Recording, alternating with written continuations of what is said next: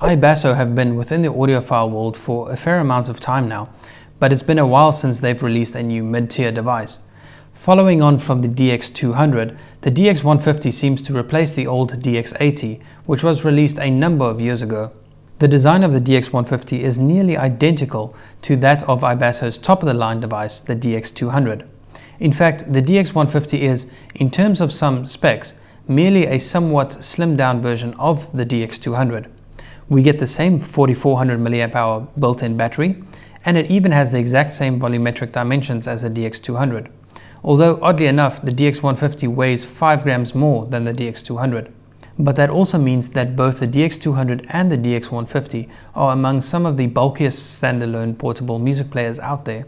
A Mojo and Poly combo is only around 2% bigger than that of the DX150 or DX200, whereas the Astel & Kern Khan is around 22% bigger.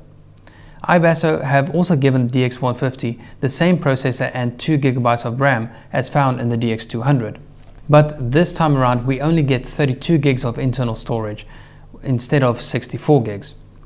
One of the absolute standout features of the DX200 was the 4.2-inch touch display, which has the highest resolution of any portable music player out there, and thankfully it seems that the same panel has been carried over to the DX150 as well.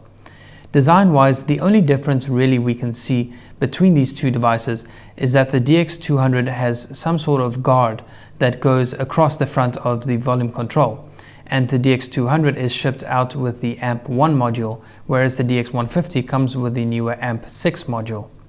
I really must commend iBasso on how they implemented this modular amp function. It's similar in concept to what FiiO has done on the X7 series and the new Q5, but the way iBasso did it just seems a little cleaner and more refined. Apart from the large volume dial, the entire design of the DX150 and that of the DX200 seems more subtle than the design of FiiO's devices, although I couldn't personally say that I much prefer one over the other. As you might expect from an Android device, the DX150 sports Bluetooth 4.1, but I couldn't see anywhere mentioned on the product page or in the user guide if this includes aptX or even AAC formats. However, there is a feature that does count in the favor of the DX150, and that's bi-directional Bluetooth compatibility. You could either use the DX150 as a source and transmit your music to a set of wireless headphones or speakers, or you could connect a different source device via Bluetooth to the DX150, and then the DX150 would act as a Bluetooth receiver. Unfortunately though, the Bluetooth range of the DX150 isn't very good. Unobstructed, you can easily get the usual 10-meter range, but as soon as you introduce some sort of obstacle, the range drops dramatically. Even just your own body could cut it down to merely a meter or two. That's pretty bad. Battery life, on the other hand, is pretty good compared to competing products. iBasso gives it a rated battery life of 10.5 hours, but these internal battery life tests are usually done with MP3 formats and fairly easy to drive headphones. So I was quite surprised when I tested it out and managed to get just short of 11 hours of continuous playback time with a selection of various FLAC files in 96 kHz 24-bit format, playing through a set of Mi Audio Pinnacle P1s. Performing the same test with the X7 Mark II resulted in a dead battery after almost exactly 9 hours, whereas the X5 3rd Gen managed a total of 9 hours and 20 minutes. Of course, when it comes to standalone music players, the user interface can absolutely make or break a person's experience with a product. Although I haven't personally been able to review the DX200 yet, it seems to me that the DX150 shares the same UI. Unsurprisingly, the device runs Android. It's a somewhat slimmed down and customized flavor of Android 6.0.1 Marshmallow, but it's nowhere near as trimmed and customized as the software that you would find on Astel & Kern players. To some extent, iBasso and FiiO have followed similar executions here. You have the ability to install pretty much any regular Android app, which is a major appeal to anyone who subscribes to streaming services.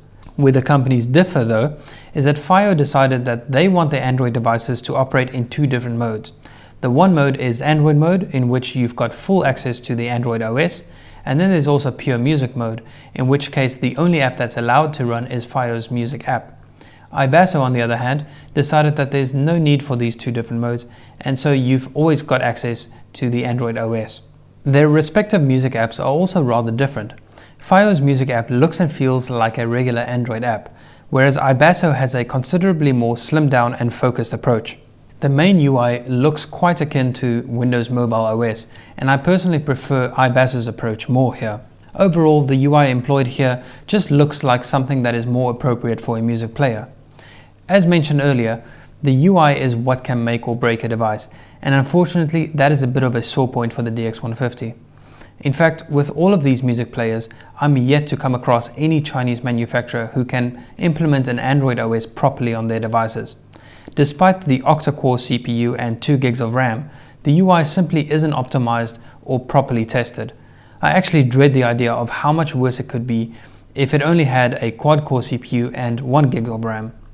Sometimes things would work flawlessly, and at other times it would lag and stutter like crazy. Turning the device on, for example, sometimes results in just a black screen, and you're left feeling unsure if the device has actually booted up. In that event, double pressing the power button will confirm if it's all systems go. Another area I'm unsure of is with the response of the touch display. I don't know if this is a hardware or software issue, but it really doesn't have the same responsiveness that you'd expect from a modern touch-enabled device. It's really such a shame that the device has such a beautifully high-resolution display, but suffers from such poorly implemented software. I definitely wouldn't go so far as to say that the software makes the device unusable, but I do wish that these manufacturers would just take more pride in their products and put more effort into sorting out the software before, not after they sell their products to customers. So let's get on to the sound. Now, there have been some reports that the sound of the DX200 is just way overhyped.